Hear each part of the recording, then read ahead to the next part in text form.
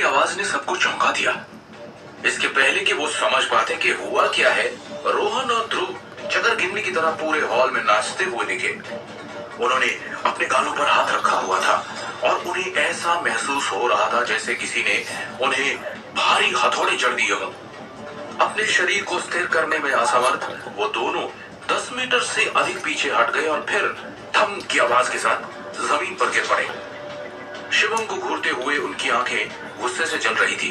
दोनों के चेहरे पर शिवम की 5 उंगलियों के गहरे निशान थे। तुम सच में मरना चाहते हो? हाँ? ऋषभ ने शिवम को ठंड से देखा। वो काफी गुस्से में था। पहले तुमने मेरा खजाना तोड़ दिया और फिर मेरे दोस्तों को मारने की हिम्मत की।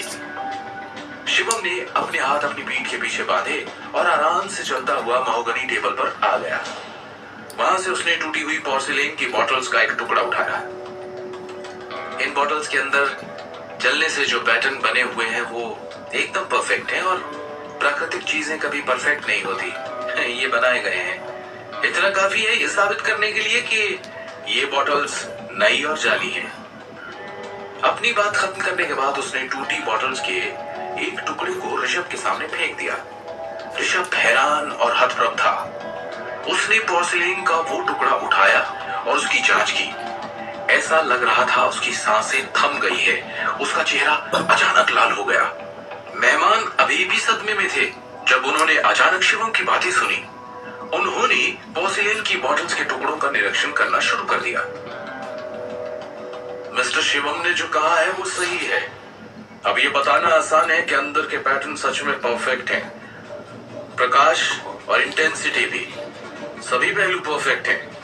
प्राचीन काल में बर्तन हाथ से बनाए जाते थे। जलाने के बाद उनके प्राकृतिक पैटर्न सामने आते थे, जिनका परफेक्ट होना नामुमकिन है, पर इनके पैटर्न एकदम परफेक्ट हैं। ये नई बनाई गई हैं। एक सफेद बालों वाले विशेषज्ञ ने गंभीरता से कहा, ये वास्तव में नकली है। इनफैक्ट ये एक उच्चतम स्तर की पैटर्न है। अगर ये बॉटल्स तोड़ी नहीं जाती और हम इसके अंदर के पैटर्न नहीं देखते तो हम कभी भी नहीं समझ पाते कि ये नकली है। चश्मा पहने एक विशेषज्ञ ने कहा। उसने अपने हाथ में एक मैग्नीफाइंग ग्लास पकड़ा हुआ था, जिसकी मदद से उसने टुकड़े की बारीकियां ध्यान से देखी। शिवम ने एकदम सही कहा है। ये तो वास्तव में नकली चीज है, जो हम इसके टुकड़े पढ़कर बता सकते हैं, लेकिन इसने बाहर से देखकर कैसे बता दिया? इस युवक की नजर भयानक है। एक अधेड़ उम्र के व्यक्ति ने सदमे से भरे चेहरे से पूछा। यकीन नहीं आता, शिल्प कौशल वास्तव में उस स्तर पर पहुंच गया है जहां यह नकली और असली में फर्क बताना मुश्किल है। अगर शिवम उन्हें नहीं तोड़ता तो किसे पता चलता इसके बारे में? शिवम ने तो बस उन्हें दूर से देखा था और पूरे आत्मविश्वास के साथ बता दिया। 150 करोड़ की प्राचीन बॉटल्स तोड़ने की हिम्मत कर ली इसने, क्योंकि ये जानता था कि असल में इनकी कीमत 1500 से ज्यादा नहीं होगी। फिर भी ये बहुत क्रूर है। एक कुलीन परिवार के वंशज ने सदमे से भरे चेहरे के साथ कहा। मौजूद सभी लोग हैरानी से शिवम को देख रहे थे। शिवम ने स्पष्ट रूप से कहा, मुझे नहीं लगता किसी के पास कोई और सवाल होगा, है ना? शिवम ने ऋषभ की तरफ देखा। उसका चेहरा पीला पड़ चुका था। नकली आइटम खरीदने के लिए 150 करोड़ खर्च कर दिए तुमने, फिर भी बेशर्मी से अपने ज्ञान भी दिए जा रहे हो। यही पहचान है तुम्हें एंटीक की? यही है तुम्हारे बचपन की सीख? कलेक्टर्स के खानदान का टैलेंट? किस घमंड से अपने और अपने परिवार के एंशिएंट कल्चर से प्यार वगैरह वगैरह का दिखावा कर रहे हो? हाँ? शिवम ने ठंडेपन से कहा, जो तुमने खुद को अभी साबित किया है नकारा निकम्मा उसे कहते हैं। कभी भी अपने परिवार को एंटीक का ज्ञानी और एक्सपर्ट कहोगे?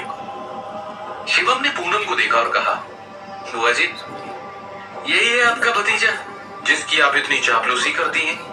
150 करोड़ की नकली चीज खरीदता है।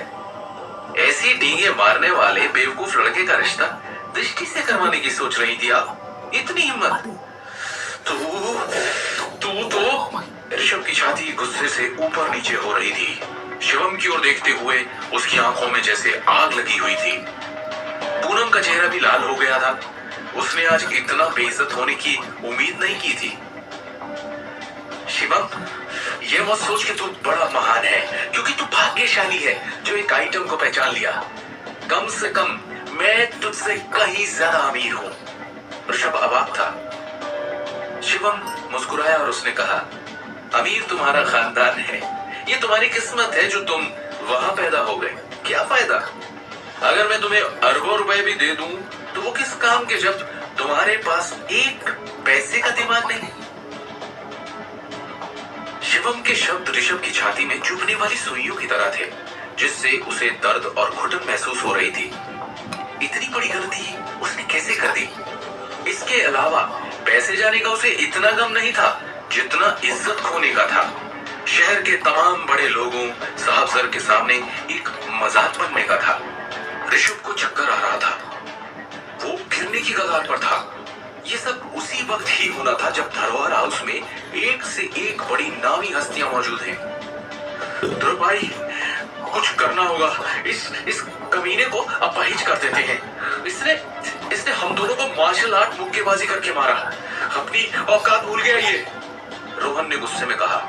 ध्रुव के चेहरे पर भी नाराजगी थी। उसने शर्म से कहा, सड़क छाप नारंग परिवार के टुकड़ों पे पल्ले वाला घर जमाए, मौत को बुलावा दिया है उसने। ध्रुव भाई, यार गजब बेइज्जती हुई यार, अपनी इज्जत वापस पानी है, रोहन ने फिर कहा। सयाली ने भी हैरानी घबराहट में कहा, गाइस कुछ करो, वरना हम अपने सर्कल की किसी पार्टी में मुंह दिखाने लायक नहीं रहेंगे। उसने शिवम को देखा और दबी हुई आवाज में कहा, ये आदमी जो अपनी बीवी पे डिपेंडेंट है, एंटीक के बारे में जरा सा जानता क्या है? हम बड़े लोगों से पंगा करने लगा। मुझे इस पर बहुत गुस्सा आ रहा है। धरोहर हाउस में आज जो कुछ हुआ उसने वाकई उन्हें निराश कर दिया था। उनके चेहरे पर थप्पड़ पड़े, वो भी उसके हाथों जिसे वो नारंग परिवार का निकम्मा घर जमाई बुलाते हैं। अगर उन्होंने उसे नहीं हराया तो वो समाज में शक्ल नहीं दिखा पाएंगे। कुछ कर यार, कैसे भी करके इस कमीने को सबक सिखा। हम इसे ऐसे नहीं जाने दे सकते, ऋषभ ने उदास भाव के साथ कहा। करता हूं। ध्रुव ने एक फोन किया और गलियारे में चला गया। और उस दृष्टि को देखो ऋषभ भाई, एक तो आपने उसे इतने अच्छे से ट्रीट किया, गिफ्ट दिए, उसने मना करके इंसल्ट कर दिया आपकी। ये दोनों पति पत्नी बेइज्जती करने आए थे हमारी, रोहन ने फिर कहा। ऋषभ ने ठिठुरन भरी। जब उसने दृष्टि के खूबसूरत चेहरे को याद किया तो वो अपने शरीर से आग की एक लहर को उठने से रोक नहीं सका। देखता जा रोहन, इस दृष्टि को तो मैं अपना खिलौना बना लूंगा। इस सड़क छाप शिवम को दिखाऊंगा कि कैसे मैं उसकी बीवी के साथ खेलता हूँ, ऋषभ ने ठंडे स्वर में कहा। उसकी आंखों में बुरी नियत और बदले की आग साफ दिख रही थी। सही है ऋषभ, कितनी थैंकलेस है ये दृष्टि नारंग। उसे तो तुम्हारी साइड लेनी चाहिए थी, पर उसने कुछ भी नहीं कहा अभी तक। अपनी पावर का यूज करो, सबक सिखाओ इसे, सयाली ने कहा। ऋषभ गुस्से में दूसरी ओर पलट गया। जब उसने देखा कि सभी मेहमान उसे अजीब तरह से देख रहे हैं तो उसका चेहरा गर्म हो गया। वो रोहन और बाकी लोगों के साथ जल्दी से हॉल छोड़कर बाहर चला गया। वो इस शर्मनाक जगह पर और नहीं रुक सकता था।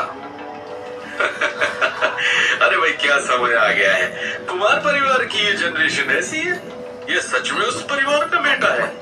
भविष्य में खुद को कलेक्टर के परिवार कहने के पहले उसे 100 बार सोचना चाहिए। ऋषभ के जाने के बाद हॉल के सभी मेहमान बिना किसी डर के उस पर हंसने लगे।